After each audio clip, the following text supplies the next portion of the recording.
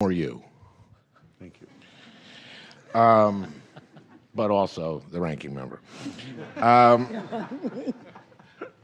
Since Justice Scalia's passing, I've heard a number of my Republican colleagues, including my friend Senator Graham, this morning make reference to what is often referred to as the Biden rule in justifying their decision to deny President Obama's nominee a hearing and to keep Justice Scalia's seat vacant. This is a rule they believe then Judiciary Committee Chairman Biden laid out during a 90-minute speech. It was Biden that he gave in June of 1992. Now, then Chairman Biden did lay out a rule in that speech, but my colleagues focus on the wrong part of the speech. Because further into the speech than that which was quoted by Senator Graham, Biden said, and I quote, "If the president," and that was George H.W. Bush at the time, "consults and cooperates with the Senate or moderates his selections absent consultation, then his nominee may enjoy my support, as did Justices Kennedy and Souter."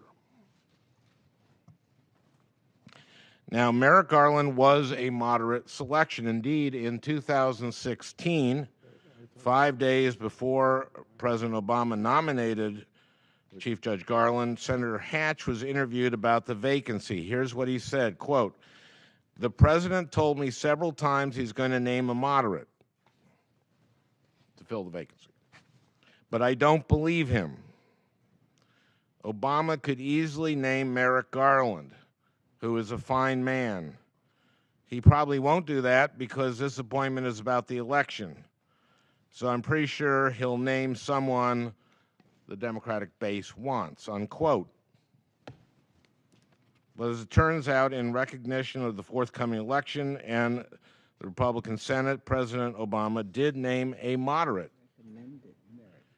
Now, part of what made Merrick Garland a moderate pick was the fact that he had a reputation for working with his colleagues on the D.C. Circuit to identify areas of agreement. Senator Klobuchar mentioned this. And to craft strong consensus decisions. When I met with Chief Judge Garland, I asked him how he does that.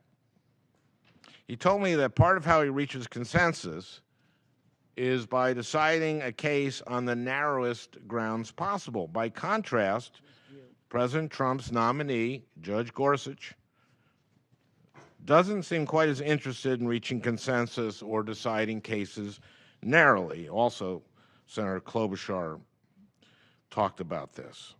Even when Judge Gorsuch agrees with majority in a case and joins their decision, he frequently writes his own concurring opinion, setting out his own views. Judge Gorsuch has done this 31 times, including writing 2 concurring opinions to majority decisions that he himself wrote. That's not seeking out consensus. That's holding his nose to join a consensus opinion and then writing separately to make clear that the decision would have been different if he could have persuaded his colleagues to see things his way, or perhaps to point the way to broader, more sweeping rulings in future cases. That kind of thinking gives me concern, particularly in light of what President Trump and his staff have been saying about Judge Gorsuch. White House Chief of Staff Reince Priebus, along with Chief Strategist Stephen Bannon, interviewed Judge Gorsuch before he was nominated by President Trump. They later appeared before right-wing activists at CPAC and told the crowd that a Justice Gorsuch would bring about, quote, "a change of potentially 40 years of law," unquote. So that's what this is about. This isn't about finding a consensus nominee who only calls balls and strikes, a nominee like Merrick Garland. This is about confirming a nominee who will guarantee 40 years, 40 more years of 5-4 decisions favoring corporations over workers and consumers, of preventing Americans from getting access to the courts, of favoring big dark money in our election, and of giving states a permission slip to target certain people, quote, with almost surgical precision, unquote, in order to make it as difficult as possible for them to vote. Now, Judge Gorsuch took great pains to paint himself as a mainstream nominee. He said that the 10th Circuit ruled unanimously 97% of the time, that he was in the majority 99% of the time. That's about right. It was actually a little less, but doesn't matter. But that's not unusual. It doesn't really provide any insight into his approach of being a judge. After all, courts of appeals are required to follow Supreme Court precedent, and the vast majority of the cases all over the country in courts of appeals are decided unanimously.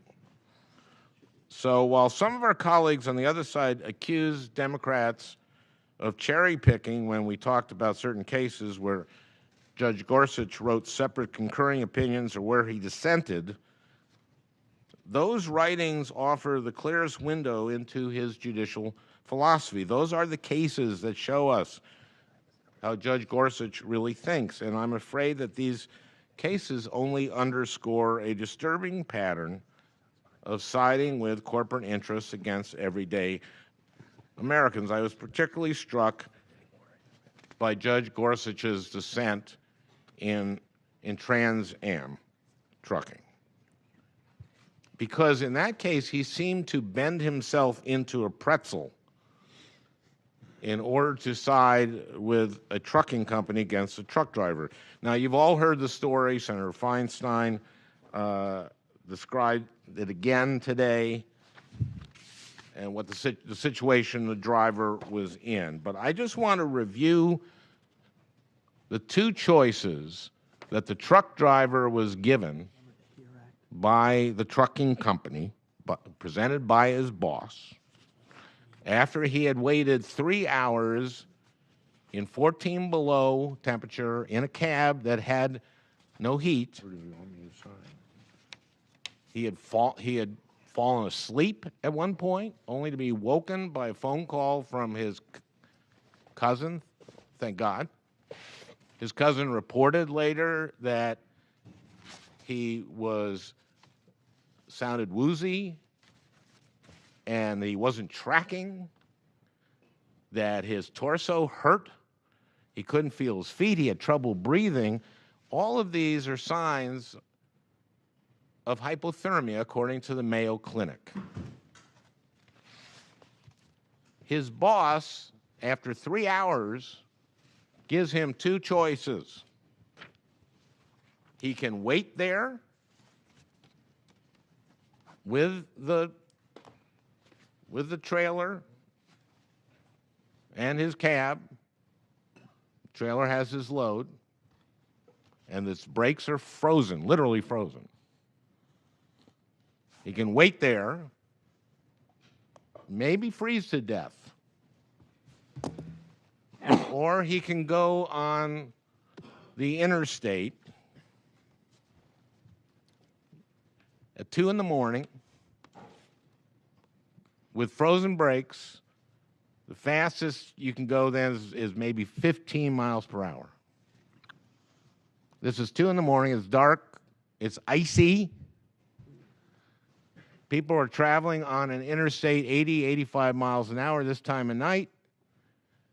You go 85 miles up a hill, you come over the hill, and suddenly you're coming down on a semi that's going 10, 15 miles an hour. That's like going 70 miles an hour into a semi that is stopped.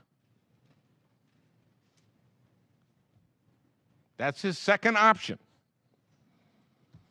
Instead, Madden does what any of us here would do. He unhitched the cab and drove it down the road to get warm. And after he warmed up, he came back. But he was fired. He was fired for abandoning his cargo. Now, there's a law to protect people in Madden's situation, so he files a case. When it gets to the 10th Circuit, a 3-judge panel agrees with Madden, the driver. They find that the trucking company shouldn't have fired him, but one judge dissented, Judge Neil Gorsuch. Here's what I want to get to. In the hearing, I asked Judge Gorsuch what he would have done if he were driving that truck. Which would you have chosen? I said. Which would you have done? And this is how Judge Gorsuch responded. Oh, Senator, I don't know what I would have done if I were in his shoes. Now, is there anyone here who had not done exactly what the driver did? I don't think so. Of course, you would unhitch the trailer and go find a place to get warm. Of course, of course. But Judge Gorsuch said he didn't know what he would have done. Is that possible? I asked him if he had even given any thought to what he would have done, and he didn't answer that. So I asked him again. Given the choice of sitting there and possibly freezing to death or going on the road with an unsafe vehicle or doing what Mr. Madden did, what would you have done? Judge Gorsuch responded, Senator, I don't know. I wasn't in the man's shoes. Judge Gorsuch says he decides cases based on the facts and the law alone. I go to the law, he said over and over again. But so, in fact, in this case, did the majority. Here's the operable law.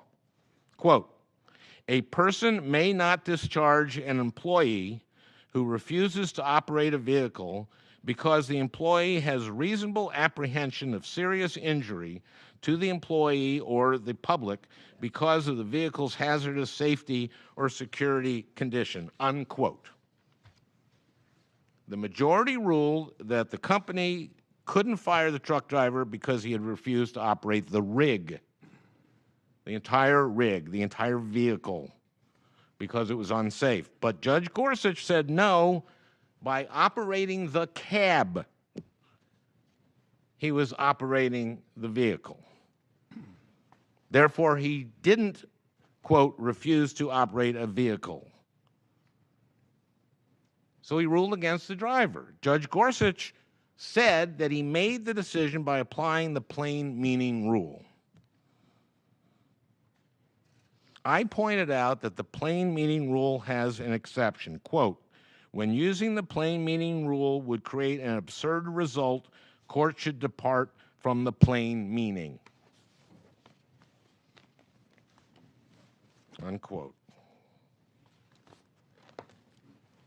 It's absurd to say that this company was in its rights to fire him because he refused to choose between possibly dying by freezing to death or possibly killing other people by driving a semi on an interstate at 10 miles an hour at 2 in the morning.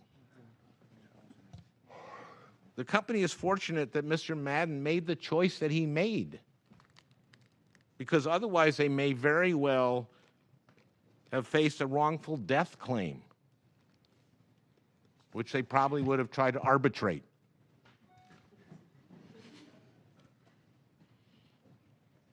Now, everyone knows what Judge Gorsuch would have done in Alphonse Madden's situation. Everyone here in this room knows if Judge Gorsuch would have given an honest answer, he would have said that he would have done exactly what the driver did. Judge Gorsuch just didn't want to admit it. That's because there was no good answer to the question in the hearing. If Judge Gorsuch had said that he'd do the very same thing as Mr. Madden had done, that would make his dissent look every bit as absurd as it was. But if he had said, I would have done what the company told me to do, that would have told us that he has really bad judgment. Of course, he knew what he would have done. I defy any of my colleagues to come to me after this and say to me, he didn't know what he would have done.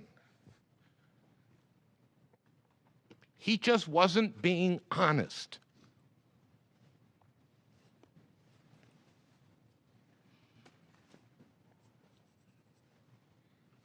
He wasn't being honest. Well, thank you. Frankly, there were a lot of questions Judge Gorsuch didn't answer in response to questions about precedent, about his judicial philosophy, and even about bedrock constitutional principles. Judge Gorsuch dodged, deflected, and obfuscated. His responses to Democratic members of this committee were cagey and evasive. Mr. Chairman, some of our questions may have been tough, but they were all fair. Judge Gorsuch has been nominated for a lifetime appointment to the highest court in the land. So my Democratic colleagues and I take seriously our responsibility to thoroughly examine his views. That's our job. That's what our constituents expect of us. And that's the point of a hearing. And I'm disappointed that Judge Gorsuch wasn't forthcoming with his answers. In the absence of answers, we have to rely on his record, and his record is not reassuring. During his time on the 10th Circuit, Judge Gorsuch has consistently ruled in favor of powerful interests. He sided with corporations over workers, corporations over consumers, and corporations over women's health. If confirmed, Judge Gorsuch would guarantee more of the same from the Roberts Court, a court that is already inclined to side with big business more than any Supreme Court since World War II.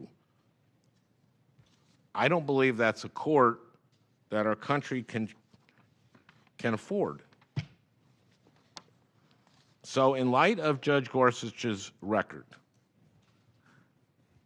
and in the absence of sufficient answers and honest answers to questions that were posed during the hearing, I oppose his nomination, and I urge my colleagues to think about that. To think about a judge when asked a straightforward question.